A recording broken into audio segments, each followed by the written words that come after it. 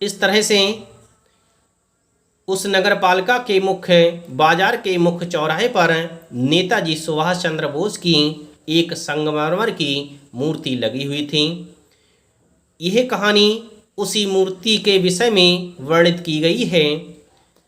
पूरी बात तो अब पता नहीं, लेकिन लगता है कि देश के अच्छे मूर्तिकारों की जानकारी नहीं होने और अच्छी मूर्ति की लागत अनुमान और उपलब्ध बजट से कहीं बहुत अधिक ज़्यादा होने के कारण काफ़ी समय ऊहा-पोह और चिट्ठी पत्री में बर्बाद हुआ होगा और बोर्ड की शासन विधि समाप्त होने की घड़ियों में किसी स्थानीय कलाकार को ही अवसर देने का निर्णय किया गया होगा और अंत में कस्बे के इकलौते हाई स्कूल के इकलौते ड्राइंग मास्टर मान लीजिए मोतीलाल जी को ही यह काम सौंप दिया गया होगा, जो महीने भर में मूर्ति बनाकर पटक देने का विश्वास दिला रहे थे।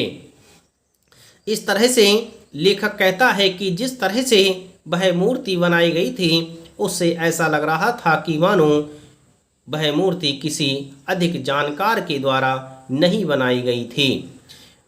उस मूर्ति को देख करके ऐसा लग रहा था कि निर्णय किया गया होगा कि कस्बे के इकलौते हाई स्कूल के इकलौते ड्राइंग मास्टर जिनका नाम मोतीलाल था उनसे ही कह दिया गया होगा कि आपको यह मूर्ति 1 महीने के अंदर बनवानी है। इस तरह से वह मूर्ति ऐसी लग रही थी कि अधिक जानकार मूर्तिकार के द्वारा नहीं बनाई गई है। जैसा कि कहा जा चुका है, मूर्ति संगमरमर की थी। वह मूर्ति जो नेताजी की बनी हुई थी, जो बाजार के मुख्य चौराहे पर लगी हुई थी, वह मूर्ति संगमरमर की बनी हुई थी।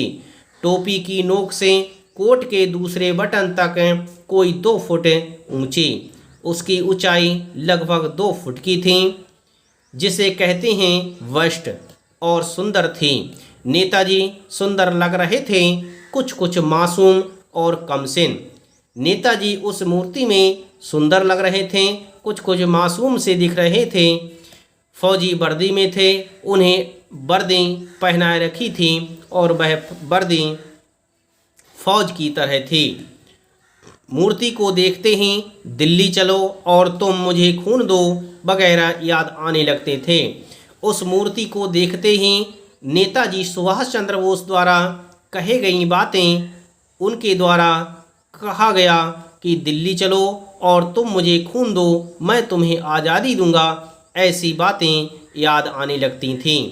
इस दृष्टि से यह सफल और सराहनीय प्रयास था। केवल एक चीज़ की कसर थी जो देखते ही खटकती थी, नेताजी की आंखों पर चश्मा नहीं था। लेखक कहता है कि उस मूर्ति में सब कुछ अच्छा था, परंतु एक बात खटकती रहती थी कि नेताजी की आंखों पर किसी तरह का चश्मा लगा हुआ नहीं था। यानी चश्मा तो था लेकिन संगमरमर का नहीं था। वह चश्मा तो लगा था परंतु संगमरमर का नहीं था। एक सामान्य और सचमुच के चश्मे का चौड़ा काला फ्रेम मूर्ति को पहना दिया गया था। उस मूर्ति पर कोई चश्मा लगा हुआ नहीं था, परंतु जो चश्मा लगाया गया था वह चश्मा ऐसा था जो सचमुच का था, चौड़ा काला फ्रेम का था। हालदार साहब जब पहली बार इस कस्बे से गुजरे और चौराहे पर पान खाने रुके, तभी उन्होंने इसे लक्षित किया और उनके चेहरे पर एक कौतुक भरी मुस्कान फैल गई।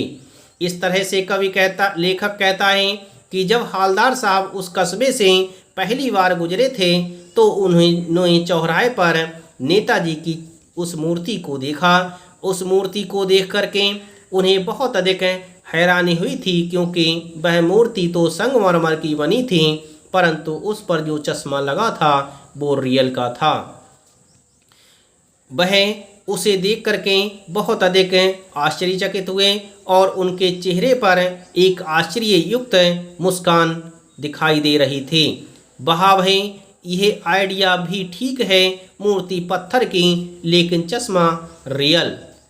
इस तरह से मुस्कुराते हुए उन्होंने कहा कि भाई ये तो बहुत अच्छा तरीका है कि मूर्ति तो पत्थर की बना दी, लेकिन उस पर जो चश्मा लगाया है वो रियल का लगाया है, अर्थात असली चश्मा लगा दिया है।